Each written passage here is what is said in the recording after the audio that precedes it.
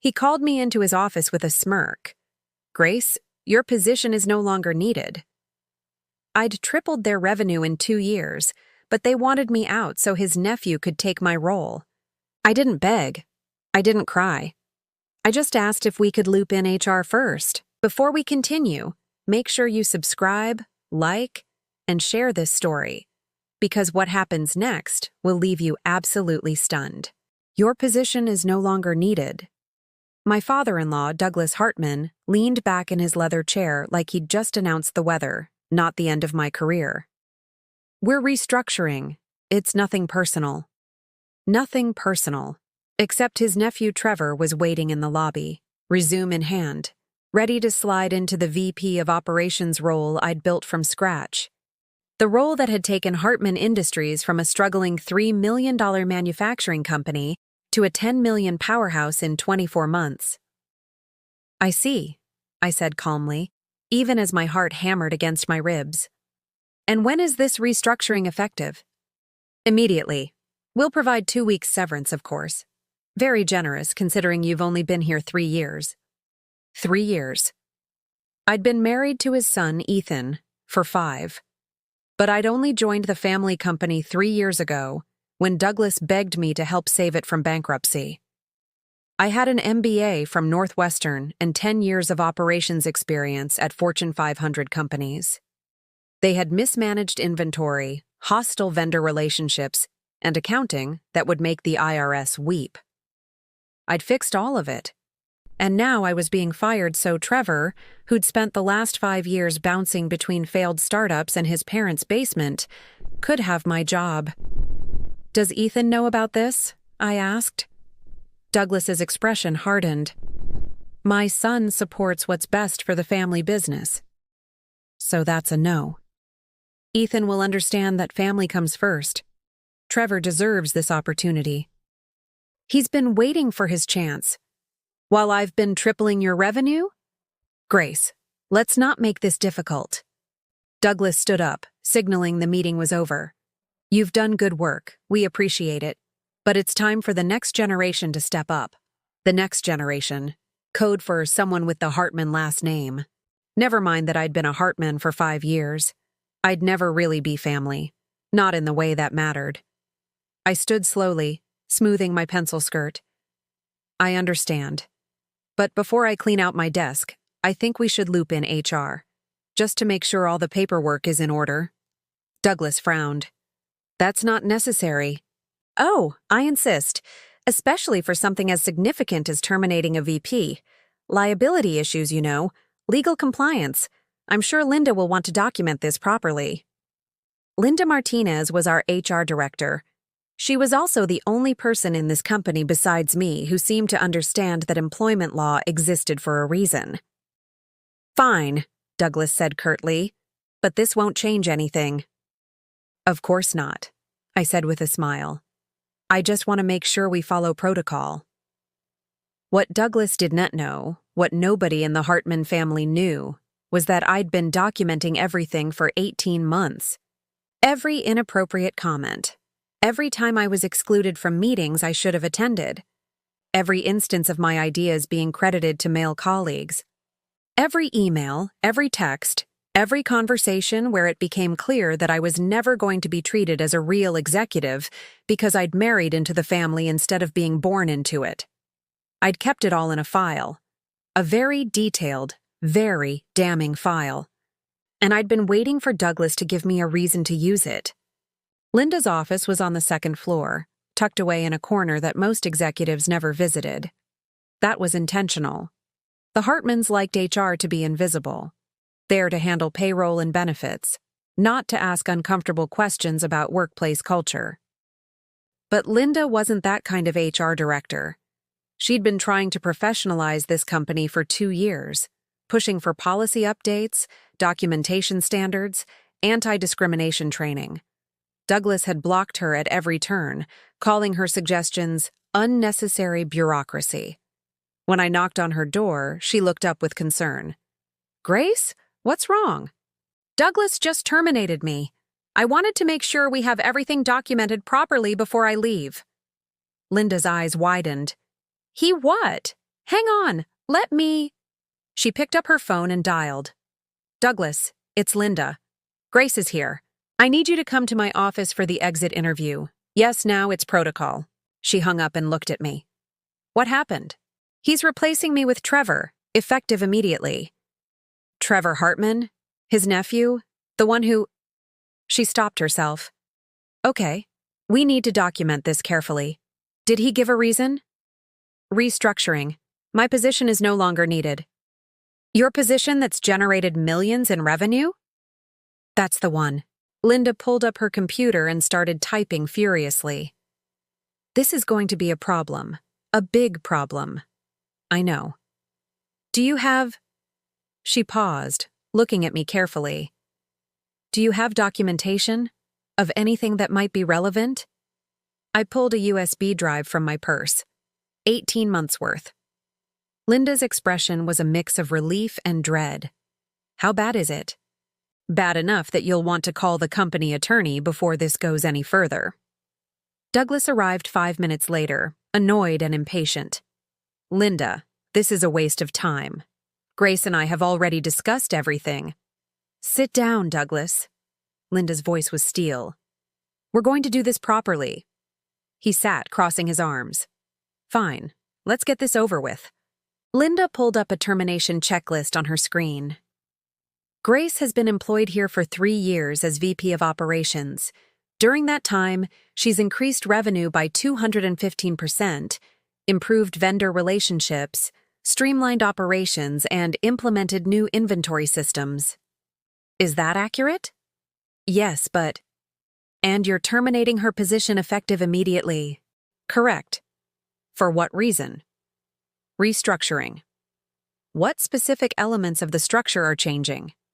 Douglas looked irritated. We're bringing in fresh talent. Trevor has new ideas. Trevor has an undergraduate degree in communications and no operations experience, Linda said flatly. Grace has an MBA from Northwestern and 15 years of experience. How is this a lateral replacement? Trevor is family. So is Grace. She's been married to your son for 5 years. That's different. How is it different, Douglas? The room went silent. I watched my father-in-law struggle to articulate what we all knew. I wasn't really family because I hadn't been born a Hartman. I'd married into it, which made me expendable. Look, Douglas said finally, this is my company. I can make personnel decisions as I see fit. Actually, you can't.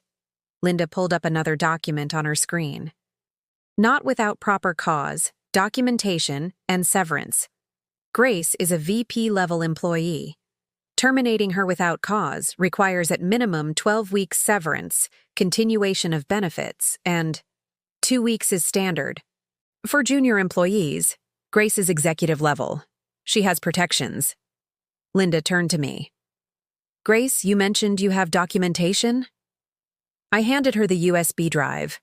Douglas's face went pale. What documentation? Linda plugged in the drive and started scrolling. Her expression grew darker with each file she opened. Grace, can you summarize what's on here? 18 months of emails, texts, and notes documenting a hostile work environment, gender discrimination, and retaliation for pushing back against inappropriate conduct. That's ridiculous, Douglas started. Is it? I pulled out my phone and opened my notes app. March 15th, you told me in front of the entire leadership team that I was too emotional for questioning the Q1 budget discrepancies. April 3rd, you excluded me from the supplier negotiation meeting despite operations being my department, and gave the lead to Trevor, who has no negotiation experience. May 12th. I don't remember that. I have the emails, the calendar invites, the meeting notes where my suggestions were credited to male colleagues. All of it. Linda was still scrolling through the files. Douglas, this is really bad. There are dozens of instances of… She stopped, her face going white. Did you really tell Grace she should smile more in client meetings? That was advice. That's textbook gender discrimination. Linda looked at me. Grace, have you consulted with an attorney? Not yet. You should, immediately. Because what's on this drive is grounds for a major lawsuit. Hostile work environment, constructive dismissal, gender discrimination, retaliation. She turned to Douglas. You do realize that if Grace files suit, this company could be liable for millions? And given our revenue, that would bankrupt us? Douglas's smirk had completely disappeared. She wouldn't. Why wouldn't she? Linda shot back. You just fired her illegally to give her job to your unqualified nephew. You've been systematically discriminating against her for over a year. You've created a documented pattern of bias. Any employment attorney would take this case in a heartbeat. Ethan won't let her.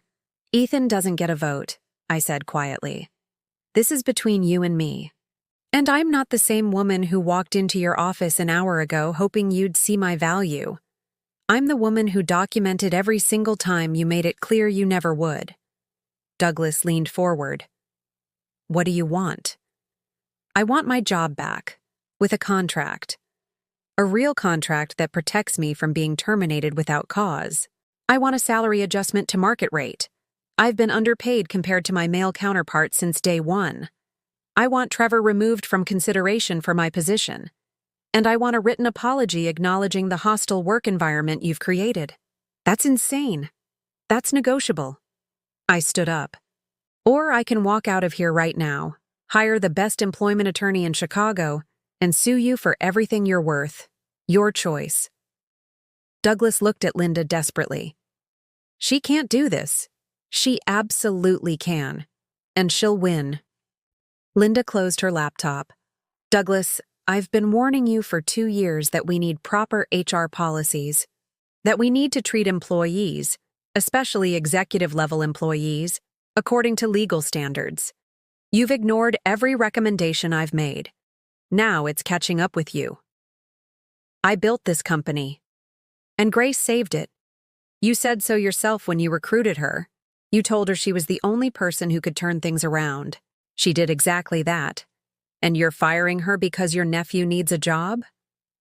Linda shook her head. This isn't just bad business. It's illegal. The silence that followed was heavy.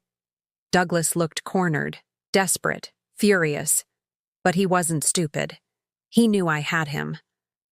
Fine, he said finally. You can keep your job, but don't expect— I expect a contract by end of business tomorrow, I interrupted.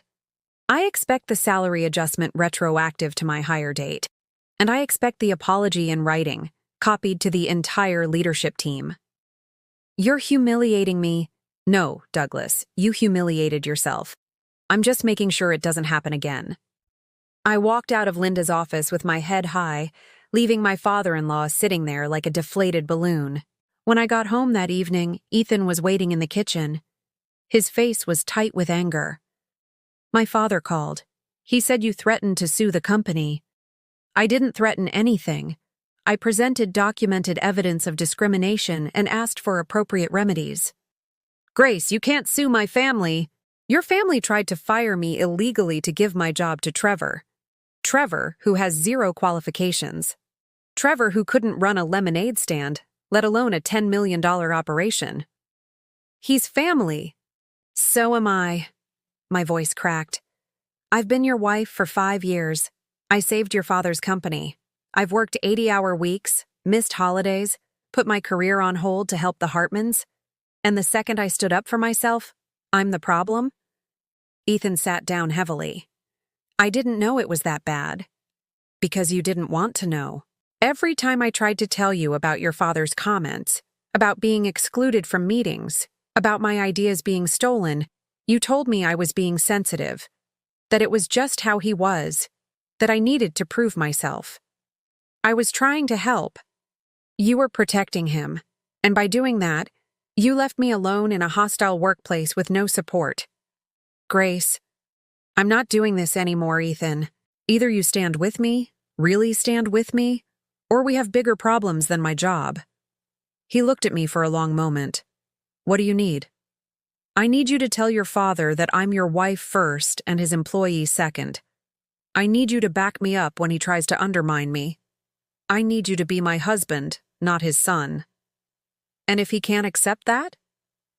Then we'll deal with it together. But I'm not backing down. Not this time. Ethan nodded slowly.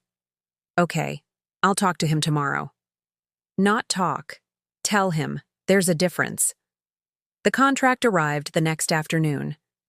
Everything I'd asked for. Job security, salary adjustment, protection from retaliation. Douglas's assistant delivered it with a terse note. As requested. The written apology came an hour later. It was minimal, barely acknowledging the issues, but it was copied to the entire leadership team. That was what mattered. Everyone would know I'd stood up to Douglas and won. Trevor didn't show up for work that week. I heard through office gossip that Douglas had found him a position at a vendor company. Basically a consolation prize for not getting to steal my job. Linda stopped by my office that evening. How are you holding up? Honestly, I'm exhausted, but I'm also relieved. You did the right thing, and you handled it perfectly. A lot of people would have just walked away. I thought about it, but then I realized I built this. I'm not letting them take it from me just because I married in instead of being born in. Linda smiled. For what it's worth, you're the best executive this company has. Don't let anyone make you forget that. After she left, I sat in my office and looked at the contract on my desk, my name in print. My salary, finally fair. My position, secured. It wasn't a perfect victory. Douglas still resented me. The family dynamics were fractured. Some of Ethan's relatives stopped speaking to us. But I'd drawn a line, and I'd proven that I wouldn't be pushed around. 6 months later, I was promoted to Chief Operating Officer. Douglas announced it at a board meeting with a strained smile, clearly forced into it by the company's continued success under my leadership. Ethan stood next to me at the announcement, his hand on my shoulder. He'd kept his word. When Douglas tried to undermine me, Ethan shut it down. When family members complained about my attitude, Ethan defended me. Our marriage was stronger for it. And I'd learned something crucial. Standing up for yourself doesn't destroy relationships. It reveals which ones were real to begin with. A year after the HR meeting, Trevor tried to come back. He'd been fired from the vendor company for incompetence. He showed up at Douglas's office asking for another chance. Douglas called me in to discuss it. Absolutely not, I said before he could even finish the question. He's family. So am I. And I'm the COO. Trevor doesn't work here. Ever. Douglas stared at me for a long moment. Then, surprisingly, he nodded. Fine. I'll tell him no. Thank you. As I turned to leave, Douglas spoke again. Grace? Yes? You were right. About Trevor. About a lot of things. It wasn't an apology. It wasn't even close. But it was acknowledgement. And sometimes, that's all you get. 3 years after the HR meeting, I bought my father-in-law out. The company had grown to $25 million in revenue, and I'd secured investor backing to purchase his majority stake. Douglas retired to Florida. We send Christmas cards. We're cordial at family events. But the power dynamic had shifted permanently. I renamed the company, not to erase the Hartman legacy, but to acknowledge that it had evolved into something bigger than one family name. Now I sit in the CEO's office, the same one where Douglas tried to fire me, and I think about that USB drive. The one I almost didn't create because documenting everything felt paranoid. Excessive. But that drive saved my career. It forced accountability where there had been none. It proved that quiet, systematic preparation could defeat even the most entrenched power structures. I keep it in my desk drawer now. Not as a weapon, but as a reminder. A reminder that standing up for yourself isn't easy. That fighting back against family, even family by marriage, comes with consequences. That winning doesn't always mean happy endings, but it does mean something important. You don't have to accept being treated as less than. You can document. You can prepare. You can fight. And you can win. My father-in-law tried to fire me because he thought I was expendable. Instead, I made myself indispensable. And that made all the difference.